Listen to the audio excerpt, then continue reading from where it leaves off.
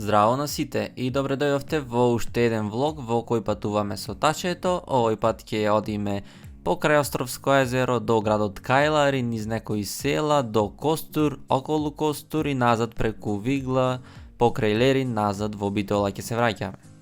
Сега тука веќе сме на патот од Битола за граничниот премин Меđитлија, кој се уште во фаза на реновирање. Но тука веќе кога врвев, започнато е со турање на асфалт на самата граница, а тука сум јас сега на граничниот премин, односно на македонската страна, каде што брзо поминав, немаше некои гужви ако беше сабота.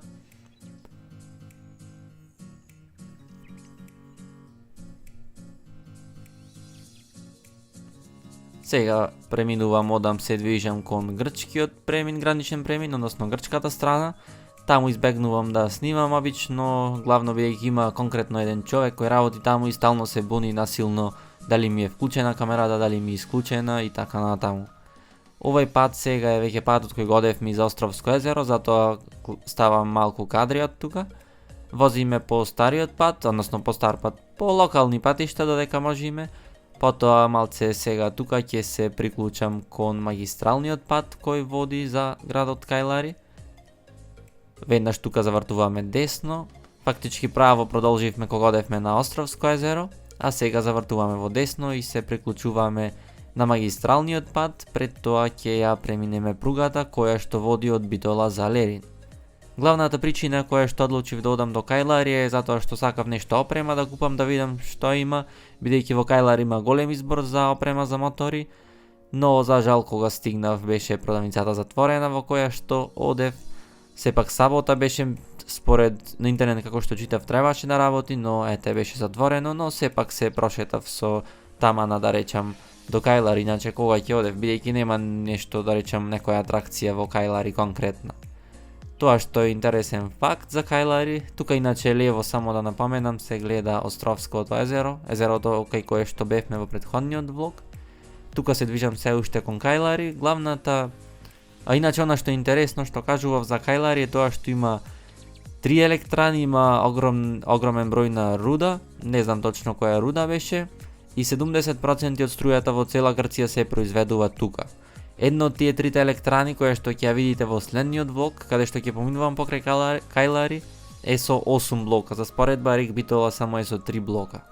Сега замислете, уште 2 електрани такви, но не се сите со 8 блока. Еве тука десно веќе ја гледате една од електраните,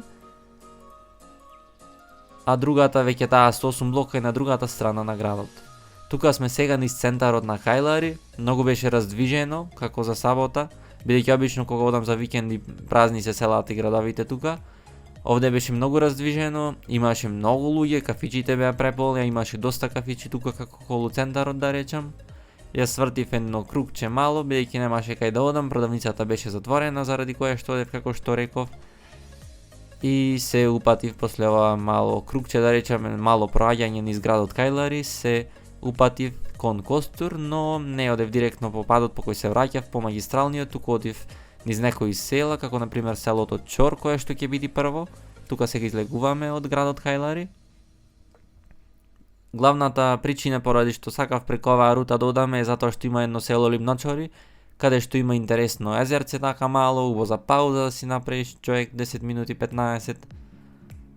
А исто така имаше уште едно езеро, Рударско езеро, нешто така се викаше, но не беше асфалтиран патот за таму, а и како што гледав слики на интернет не беше нешто симпатично, исполнето со трски беше целото, па си реков парно од кај Ливночори да одам.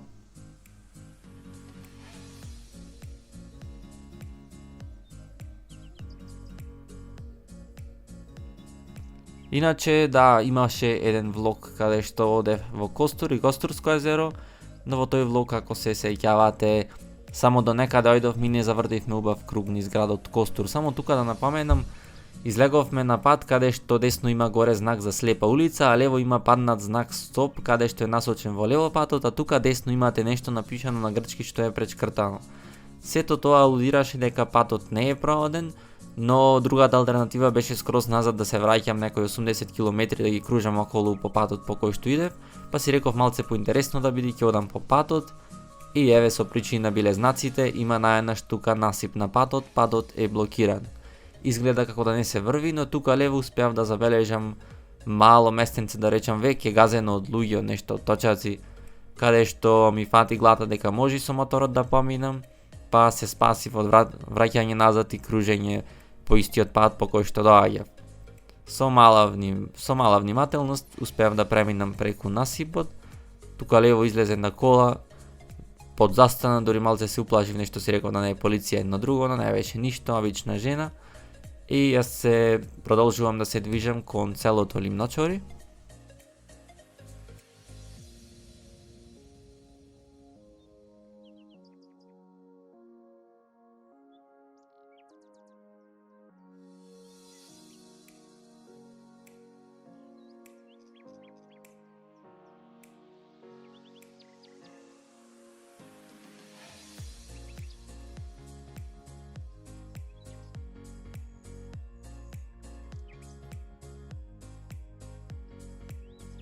Тоа беше селото Limnochori и воедно езерцето за кое што ви зборував.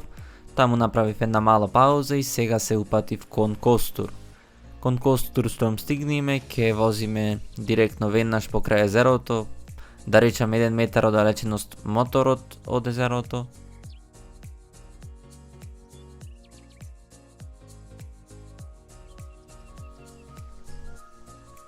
Овде тука сме кај еден како превој кој што сега го искачуваме, па потоа по него по истиот ќе се спуштаме надолу кон Костур. Тука пред нас сега го гледате градчето Клисура, познато градче во македонската историја. Вака гледајќи го многу потсеќа на градот Крушево, само некоја помала верзија да речем. Клисура иначе во Илинденското востание беше еден од првите градови заедно со Невеска и Крушево кои беа ослободени. Тука еден панорамски поглед, да речем, од високо малце. Тука е веќе невисоката точка од патот и од тука сега ќе почнам да се спуштам веќе надолу. Тука патот е малце постар, но е добар, не беше лош, немаше нешто дупки, барем од таа гледна точка беше добар. Тука веќе право ги имаме сега за брзо и првиот поглед на Костурско езеро, многу мал поглед, многу мало се гледа далеку на камерата, едва и се забележува, но се наближуваме веќе кон Костур и ќе имаме прилика од скроз поблиску да го гледаме езерото. Тука имаме право возење и се наоѓаме пред самиот град Костур во едно од селата, да речам во периферијата на градот Костур.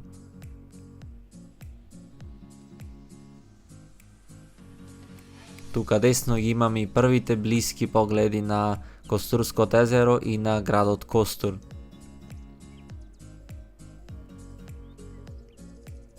Сега веќе тука официјално сме влезени во градот Костур, од десна страна езерото, а и таму во далечините се гледаат и куќи кои што во архитектурата се многу слични на оние во Охрид, станува збор за стара македонска градска архитектура. Тука десно има кафанчина кај кој што можете да јадите, да пиете кафе и да уживате со поглед кон езерото.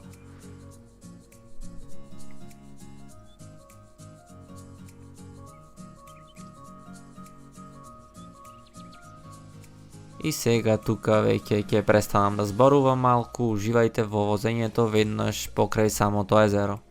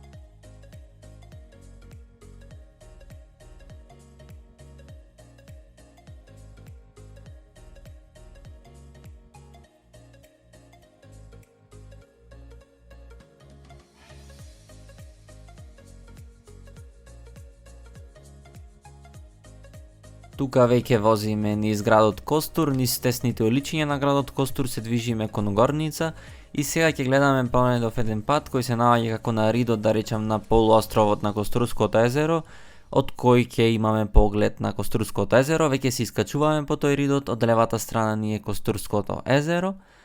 Поточно сега гледаме всушност северната страна од Костурското езеро. Нели Костурското езеро има форма на буквата С, да речам. И сега ова северната е, да речам, едната половина од таа буква С, од другата страна ќе биде и другата половина од буквата С.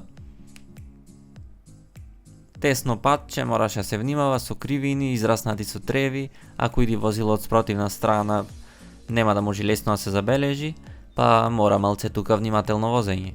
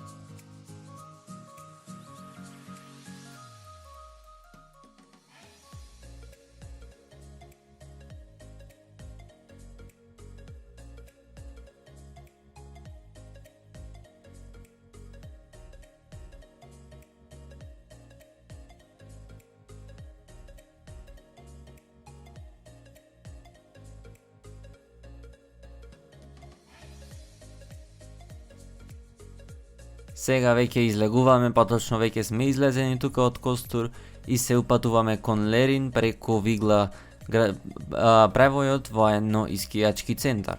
Ова е патот по кој што во претходното влогче за Костур одевме со Јове, а сега јас се враќам по него назад.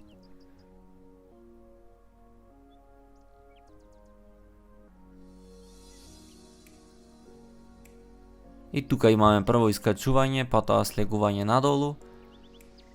Широк пат, убаво асфалтиран, поголемиот дел не овај тука, но од таа страна е нов асфалтиран. Всушност кога одевме со Јове претходниот пат мирисаше на асфалт додека врвевме и се уште асфалтот ја имаше таа темна боја.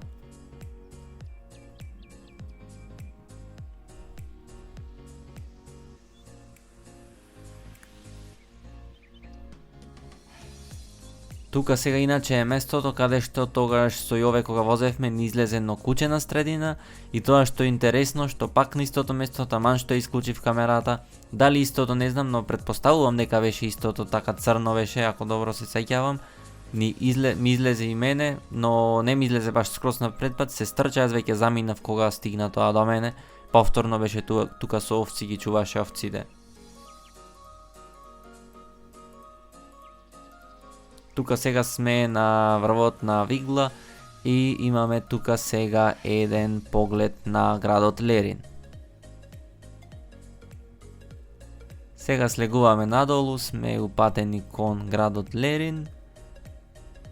И тука негде мислам дека можам и да го одјавам ова видео.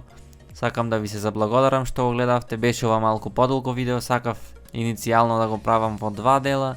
Но потоа си реков оти да правам 2 дела, ќе го направам еден, малце ќе биде подолг, но сепак ќе гледам да скратам што можам повеќе, да ги дофатам само тие важните работи.